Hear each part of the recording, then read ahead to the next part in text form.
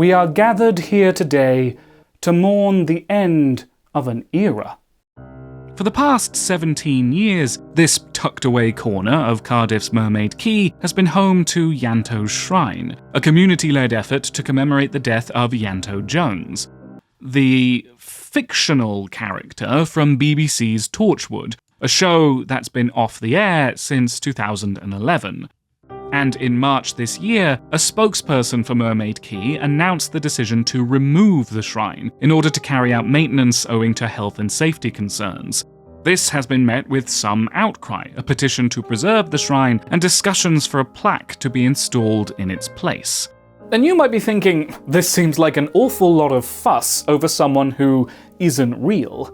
And I'd say there's an element of tongue-in-cheek about it. But also, Ianto Jones was a landmark of queer representation, at least in the UK. He was half of a prominent queer romance in a mainstream show at a time that was rare, and his story explored nuanced themes of fluid sexuality, which queer audiences found very meaningful. To many, his sudden death felt like a betrayal. At the moment of death, it's dramatic, poetic, and yes, moving. But was it necessary? Arguably not. Arguably, a show that was doing so well at giving rounded, interesting queer characters whose queerness wasn't the center of the story didn't have to go down the bury your gays route. If you're not familiar, bury your gays refers to the tendency for queer characters to be killed off more frequently than straight characters. It's also been called Dead Lesbian syndrome, for reasons that will soon become clear. And it's sometimes called bury your queers to highlight it affects the entire rainbow. I'm going to talk about death a lot in this video, and I refuse to say unalive, so I'm going to plug my Patreon here just in case. Link in the description. Support the channel, and maybe I'll start swearing too. Also, since we are talking about character death, there's going to be some spoilers. You have been warned. So, in response to the backlash, Torchwood showrunner Russell T Davies defended his decision to kill Ianto, saying, "If you can't handle drama, you shouldn't watch it." Not the most tactful way of putting it, but I can see where he's coming from.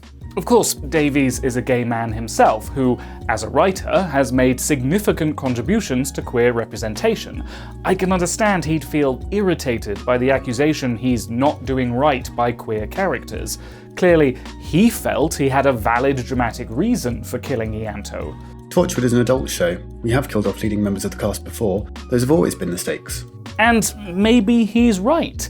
If you want to make an omelette, you gotta break a few eggs. However, I can also understand why people feel very strongly about bury your gays. The trope has a long history, but gained notoriety in 2016, when no fewer than 29 queer female characters on TV were killed during the course of that 1 year.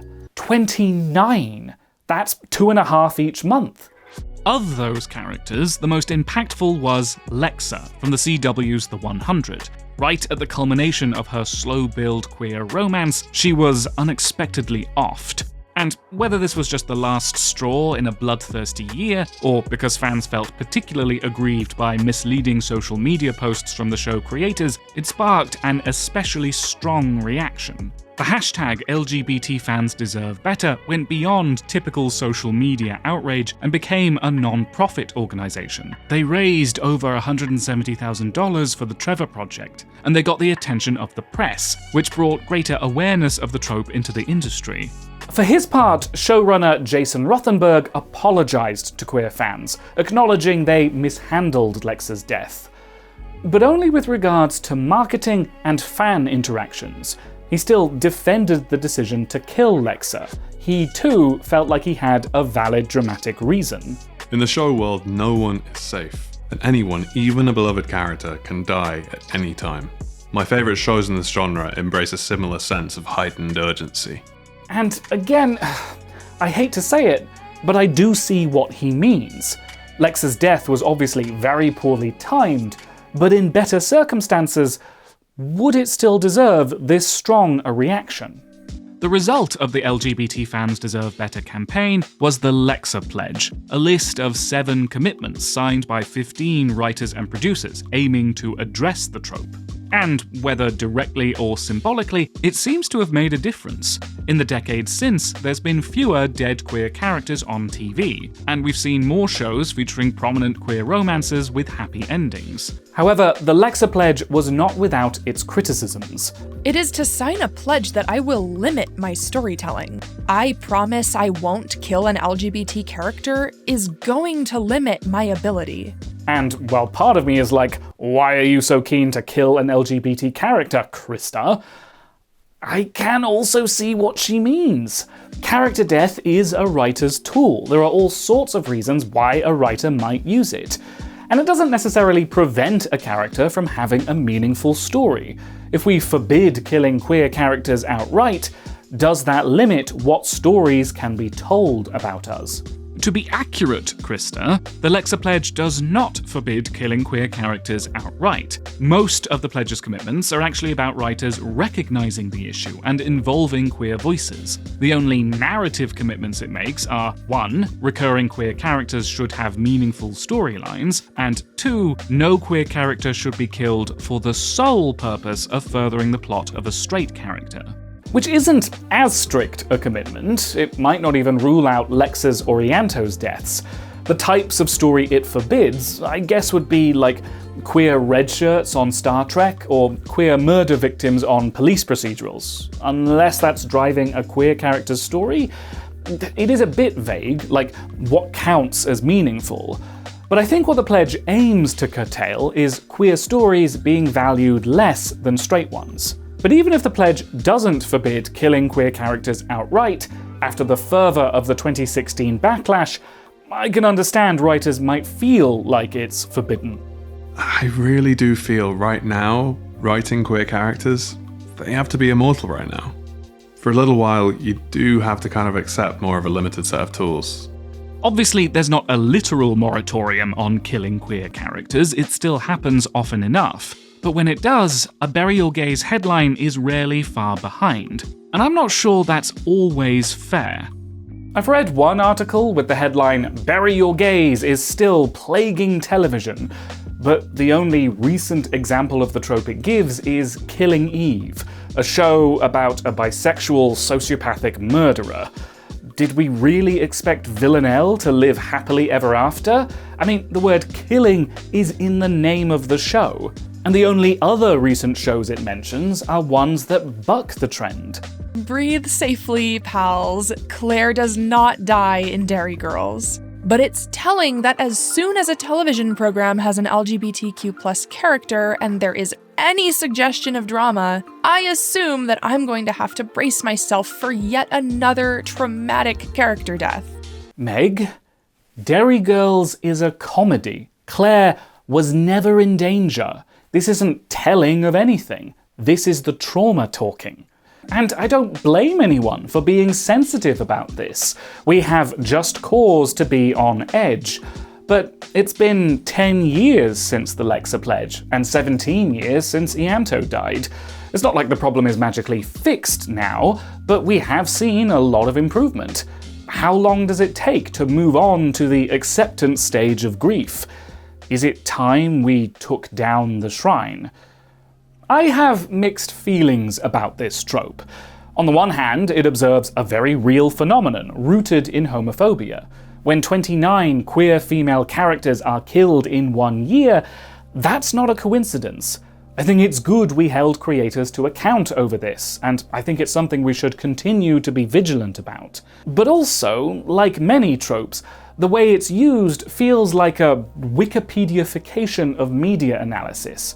Here's a list of criteria, anything that meets it is bad. No exceptions, no grey areas, no nuance. When it's obviously more complicated than that. So I think it'd be healthy for us to confront our own mortality. If the Bury Your Gays trope is going to continue to be useful, it can't be all or nothing. Killing queer characters should be okay sometimes, which means we need to be able to recognise when it genuinely is done for a valid dramatic reason. I want to drill down into the minutiae of this trope, look at why it exists and why queer characters are killed. But before we can cross the Styx, we first have to pay the ferryman. Because I could not stop for death, he kindly stopped for me. The carriage held but just ourselves and immortality. The journey felt a little tense. I tried to break the ice. I asked him how he liked his job and if the perks were nice. He grumbled over unfriendly hours, the admin, Kafkaesque. The strain put pain all up his back. Said I, try a standing desk. He did not care for my advice. Said he, what do you know? I had but 3 words for him, FlexiSpot E7 Pro.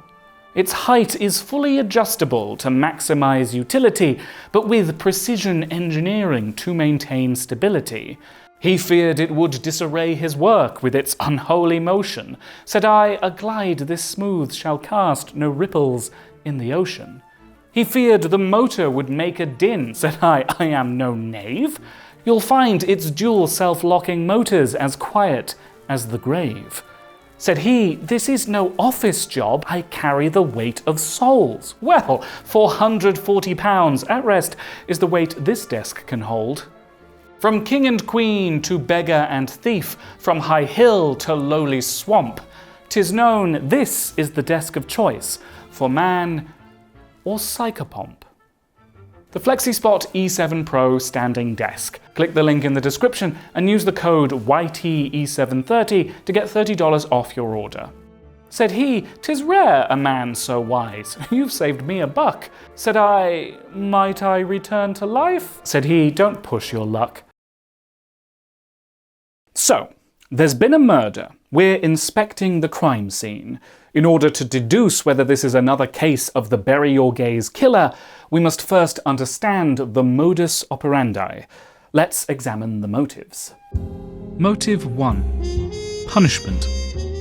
The earliest version of the bury your gays trope originated in the 1950s. At this time, homosexuality was seen as a sexual perversion, not to mention a crime, and the creative industries were regulated by strict content guidelines, prohibiting subjects which were considered immoral. Often, when people recount the history of bury your gays, they talk about the Hays Code, the infamous list of guidelines enforced upon Hollywood movie studios. Which might not be the most relevant example. It surely didn't help the Hays Code prohibited depictions of what it called sex perversion, but, you know, it's harder to kill queer characters if they're not even allowed on screen. Not impossible, because queer coding was a thing, and queer-coded villains did tend to die. But there were other content laws which may have contributed to the trope more directly. Television's own Hays Code, the Code of Practices for Television Broadcasters, merely discouraged depiction of what it called illicit sex relations. However, queer characters were permitted under certain conditions. Violence and illicit sex shall not be presented in an attractive manner. They should not be presented without indications of the resultant retribution and punishment. Needless to say, that punishment was often death. In effect, then, TV's code functions as a blueprint for bury your gays. The narrative coupling of sexual non-normativity and premature, unhappy endings is built into this early articulation of television's standard operating procedures. A similar rule affected literature. For a short time, cheaply made pulp novels were a haven for queer stories, especially lesbian romances. Patricia Highsmith's The Price of Salt is a notable example, which is also the basis for the film Carol, which I've already made a video about, just saying. However, it became one of many such novels banned for indecency. The only way queer novels could avoid the ban was by marketing themselves as cautionary tales. Some would include narrators providing moral commentary on the characters' depraved behavior, and if, by the end, these lesbians didn't renounce their sapphic ways or get committed to an institution, they would often meet a grisly death. This is actually where the name Dead Lesbian syndrome came from. If they didn't commit suicide, they'd suffer a tragic accident fueled by hysteria. In other words, these deaths were directly related to the character's queerness.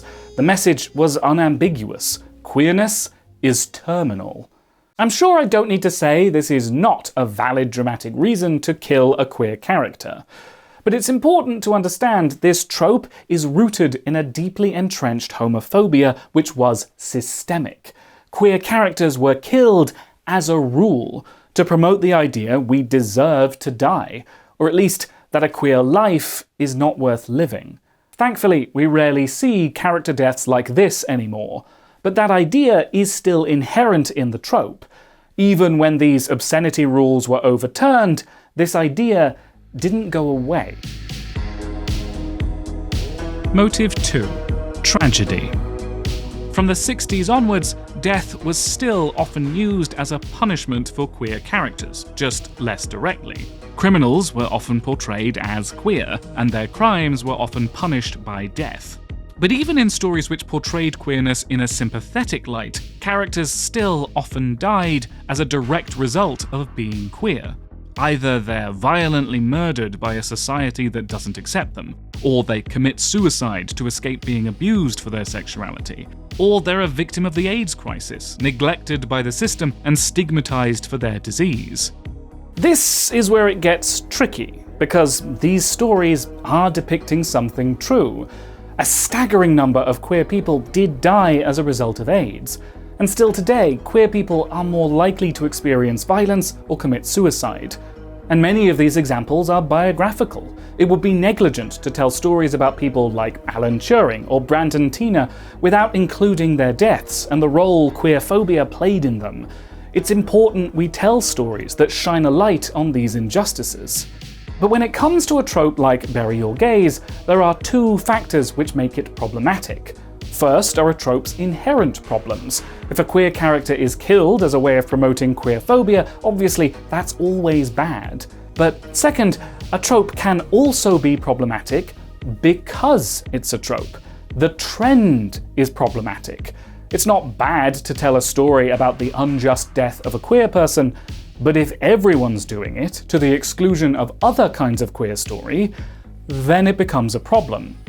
From the 80s to the 2010s, a good majority of stories about queer people had tragic and often fatal endings. These stories have surely contributed to greater awareness and support for queer issues. But if this is the sort of story we keep repeating about queer people, it still promotes the idea that queer lives are not worth living.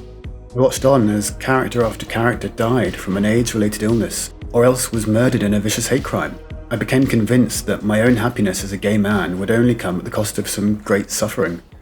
With most of these examples, I'd say the writers did have a valid dramatic reason to kill their queer characters. I can't fault these decisions individually.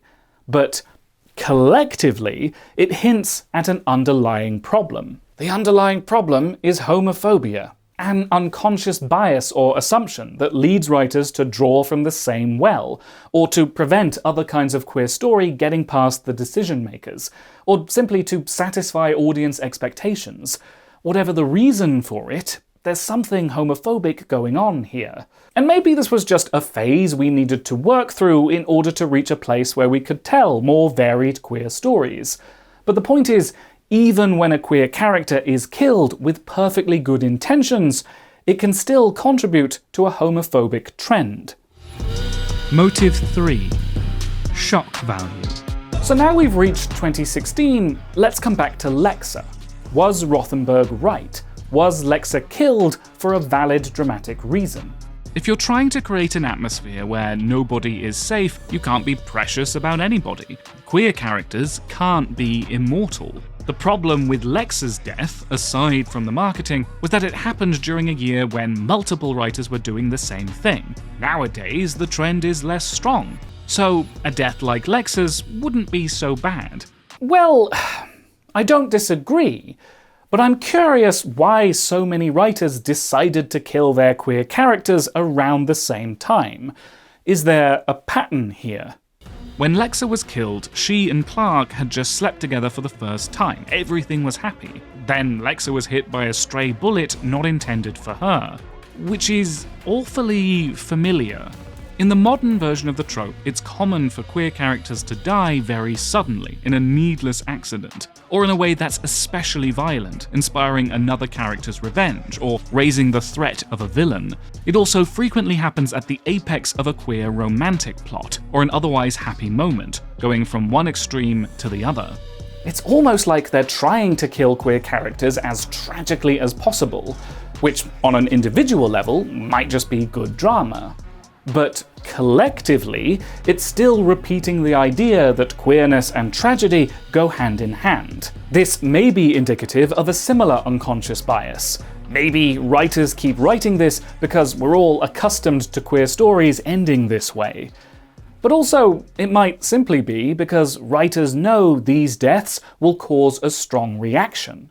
Historically, queer people have been underrepresented in fiction, so queer audiences tend to latch on to any representation they're given. And if a character has a strong fan following, I can understand the temptation to kill that character, especially in a sudden and shocking way. Again, it's just good drama. Except, is it though? It's true, a shocking death can be used to create the feeling nobody is safe. There are times when it works. But shock value is a short-term gain, and a strong reaction isn't always a positive one. Lexa and Ianto's deaths were dramatic in the moment, and they advanced the main story, but they were also unsatisfying conclusions to their romantic stories. Do you think the story with Jack and Ianto was properly resolved? Maybe not completely resolved, which is part of the tragedy, but it is a drama. A romance can end tragically, of course, but that tends to land better when it feels inevitable, the rivalry of two houses, a sinking ship, etc. Whereas a sudden, surprising death breaks the promise a romance makes. It doesn't pay off the romantic tension being built. Instead, it redirects the narrative into yet another story about queer trauma. There's an element of queerbait here, raising expectations of a queer romance only to suddenly reveal that was never the plan. Even if there is a valid dramatic reason for it which drives the overarching narrative, it comes at the expense of the character's narrative. And even without Bury Your Gaze, it's just kinda lazy. Again, I'm not saying a queer romance must end happily, but a shock value death is pretty easy to do and rarely cathartic. I actually want to walk back a bit what I said about Villanelle's death in Killing Eve. I do think it feels somewhat inevitable. She lives a dangerous lifestyle she can't escape, and it happened at a time when there was less of a trend towards killing queer characters on TV. I'm still not opposed in principle, but the way she died has all the hallmarks of a shock value queer tragedy. Right at the height of her triumph, she is killed, suddenly, unexpectedly, and violently. The end. If nothing else, it's been done. I think it's best to understand the Bury Your Gaze trope not as being about character death specifically, but about endings. I think this is what the Lexa Pledge means about telling meaningful stories about queer people. What this trope highlights is queer characters are often killed in ways that are not very meaningful. But it is possible for queer characters to die in ways that are heroic, or emotive, or even romantic. This isn't the tragic suicide at the end of the play. I'm old. I'm satisfied. And you were my purpose.